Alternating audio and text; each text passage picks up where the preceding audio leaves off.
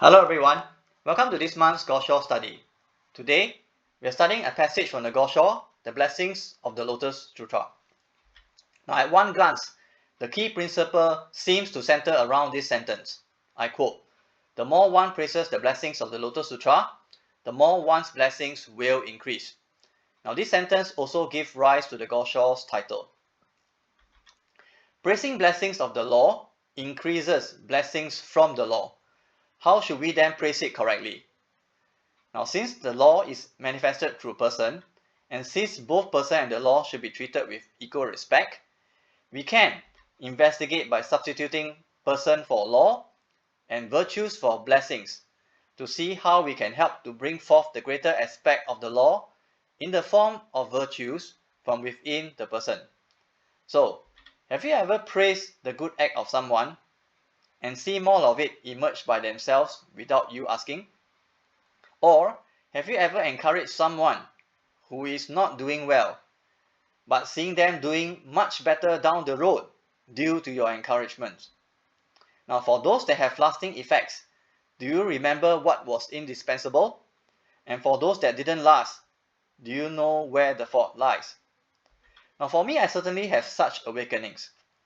I love housework, honestly, and I often encourage my daughters to value cleanliness and join me in doing housework joyfully.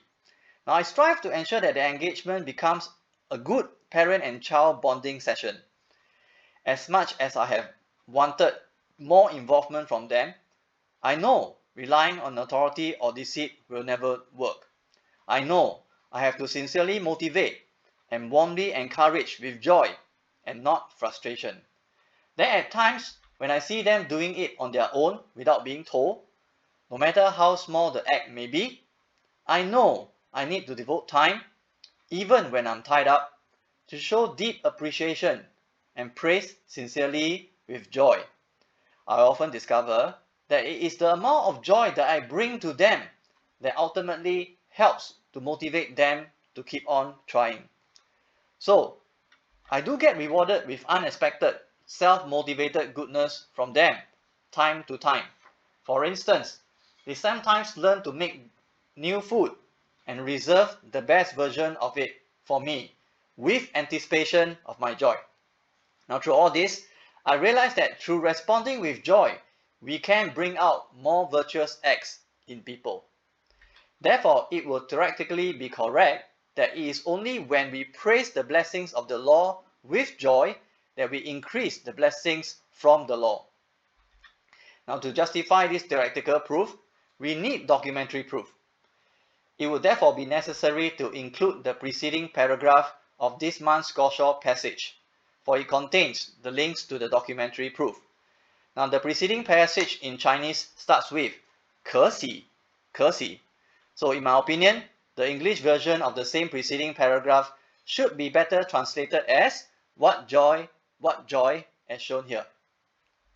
Now, putting the two passages together, we can visibly discover and appreciate the Daishonin's hint at his intent, which he states here. There's much more that I would like to say, but I do not have time to go into detail. Please explain these things carefully to your wife. Now, as his disciples of the modern day era, let us make time to unravel the Daishonin's intent. Now, to see how this section of the Gosho, which reads, what joy, bear in mind that the 28 chapters of the Lotus Sutra contains only a few passages elucidating the truth, but a great many words of praise leads to the documentary proof. Let us refer to the sections and chapters of the Lotus Sutra. Now, listed here are some chapters of the Lotus Sutra. I've grouped them in this manner. The basis of this division will require explanations on the 6 stages of practice, which I will not go into here.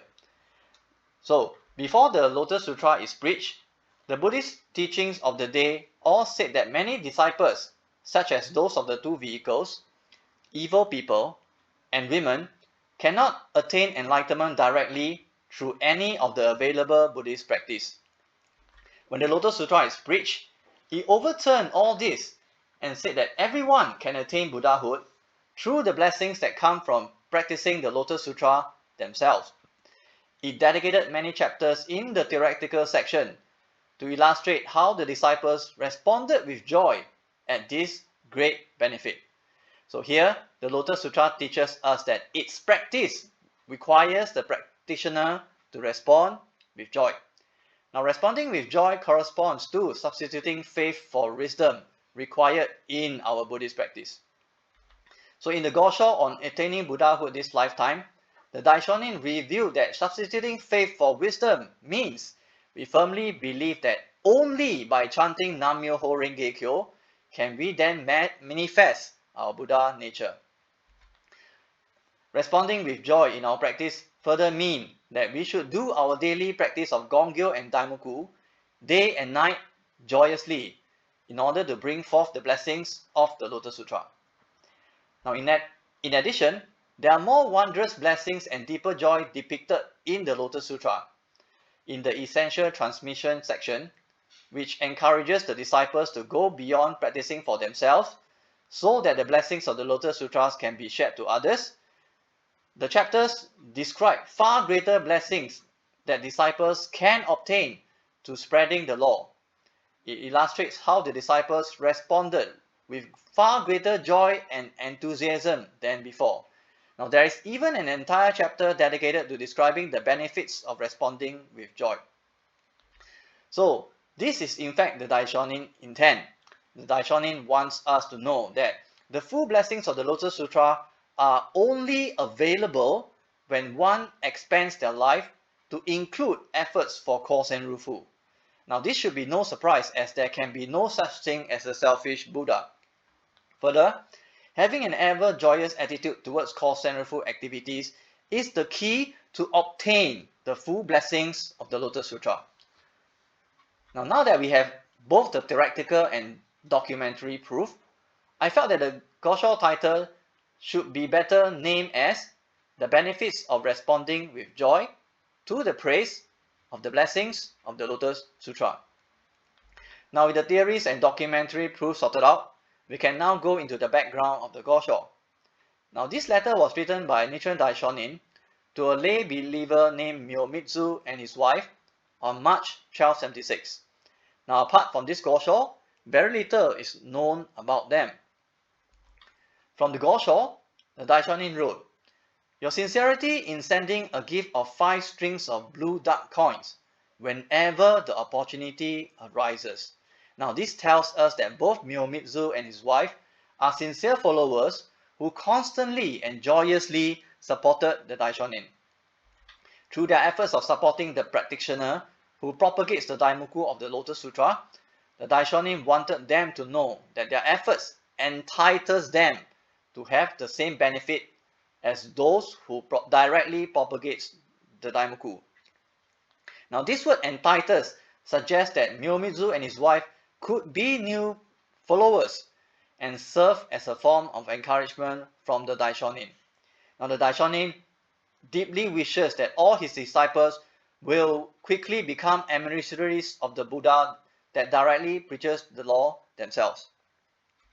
Now, the Daishonin then stressed to Myomitsu and his wife that as more people throughout the land come to chant Nam-myoho Renge Kyo, their blessings will definitely accrue to both of them, and they will both enjoy the absolute protection of the Buddhist functions.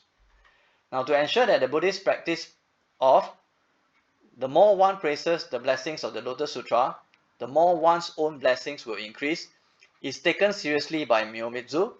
The Daishonin highlighted that they are not words written merely to flatter. He wanted Myomitsu to explain them very carefully to his wife. Now, to ensure that we also understand the heart of the Daishonin on this matter, Ikeda Sensei explains, actions taken for Kosen Rufu cannot fail to produce effects. If we are confident of this, and to the extent that we have this confidence, effects will manifest without fail. But if our confidence is partially clouded by doubt, then we will only see vague or indistinct results, like the light of the half moon. Now, Ikeda Sensei continues, in activities for Kosen Rufu, absolutely no effort is wasted.